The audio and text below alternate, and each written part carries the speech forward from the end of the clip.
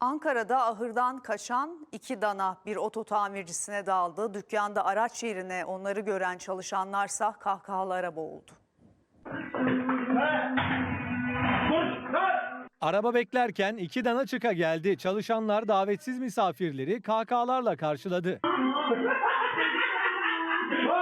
Ankara'da 2 dana ahırdan kaçtı. Başıboş bir şekilde dolaşırken oto tamircinin içerisine daldı. Danaların geldiğini gören çalışanlar önce şaşırdı. Kısa süreli şaşkınlık yerini kahkahalara bıraktı. Çalışanlar kahkahalar eşliğinde 2 danayı oto tamirciden dışarı çıkardı.